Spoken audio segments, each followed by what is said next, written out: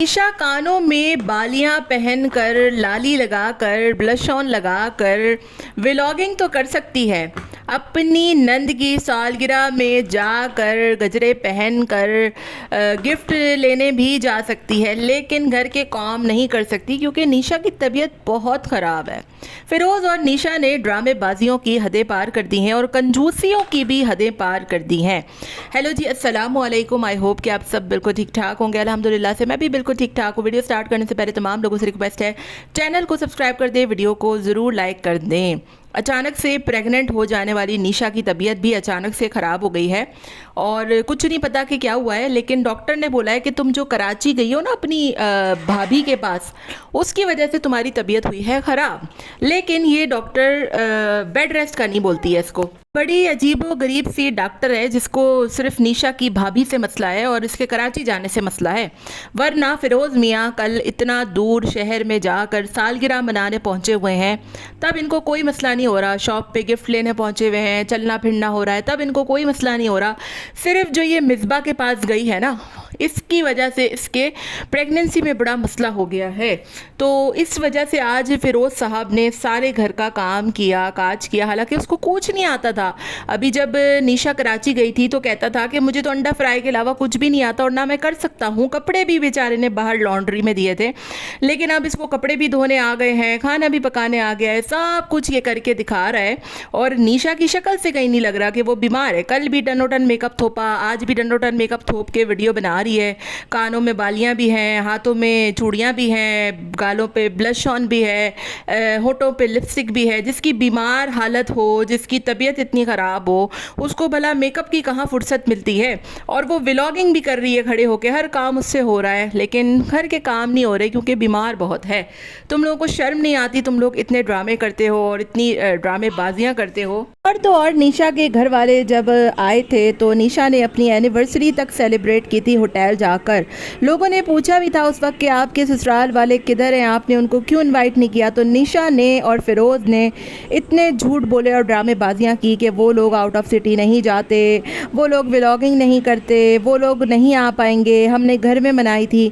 जबकि आज हमने देखा कि निशा की नंद की इतनी अच्छी सालगिरह भी मनाई गई और बहुत ही अच्छे से एहतमाम किया गया, खाना भी दिखाया गया और व्लॉगिंग भी सारे ही लोग कर रहे थे, क्योंकि इनका बहनोई खुद भी व्लॉगिंग ही करता है। बड़े अफसोस की बात है कि ये फिरोज़ और निशा इतना झूठा ड्रामा करते हैं। ये तमाम हरकतें देखने के बाद बहुत से लोगों ने तो ये भी कहना शुरू कर दिया है कि निशा कोई प्रेग्नेंट नहीं है और ये लोग सिर्फ और सिर्फ कंटेंट के लिए ये सारा ड्रामा कर रहे हैं। क्योंकि निशा साहिबा जब कराची गई थी तो वहाँ पर मिसबा की वजह से इनको बहुत ज़्यादा कंटेंट तो हाथ नहीं आया था, लेने के देने पड़ गए थे। और ये दोनों मियाँ बीवी इस कदर कंजूस हैं कि ये लोग कंटेंट के लिए कुछ भी कर सकते हैं। आज भी हमने देखा कि अगरचे निशा की तबीयत वाकई में ख़राब है तो फिरोज़ साहब सारे घर के काम कर रहे हैं, जबकि एक दो माह के लिए वो उसको नौकरानी नहीं रख के दे सकते क्योंकि ये इंतहा के कंजूस लोग हैं। आपने देखा कि अपनी नंद की सालगिरह में भी निशा साहिबा पता नहीं क्या उठाकर ले गई, जबकि उनके खुद के बहनोई ने उसको इतनी खूबसूरत सोने की चेन दी थी।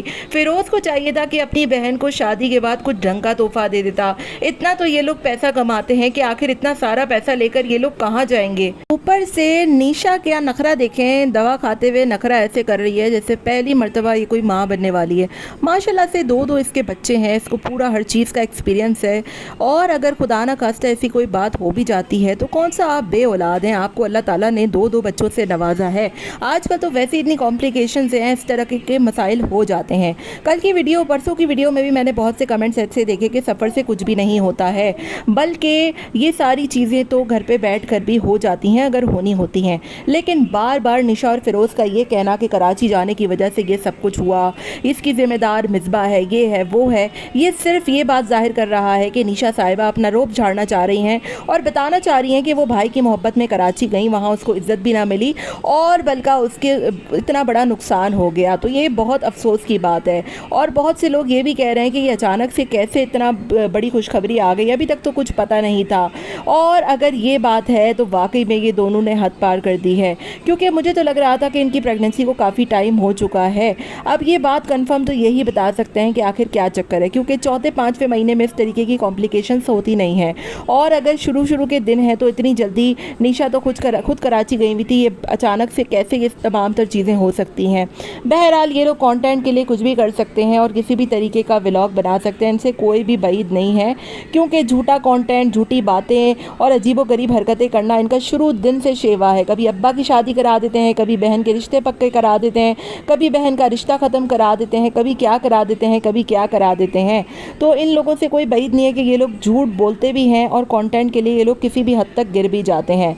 बहरहाल फ़िरोज़ साहब की आज की ओवर एक्टिंग देखकर मुझे बड़ी हंसी भी आई और मैंने सोचा कि इतना पैसा है कि आप एक नौकरानी नहीं रख सकते, आप इतनी अजीबोगरीब हरकतें कर रहे हैं। ऊपर से निशा कह रही है कि ये औरतों वाले काम तुम क्यों कर रहे हो। औरतों वाले काम क्या होता है? जब आप घर में व्लॉगिंग करके पैसा कमा सकती हैं और मर्दों वाले काम कर सकती हैं, तो क्या फ़िरोज़ साहब औरतों वाले काम नहीं कर सकते?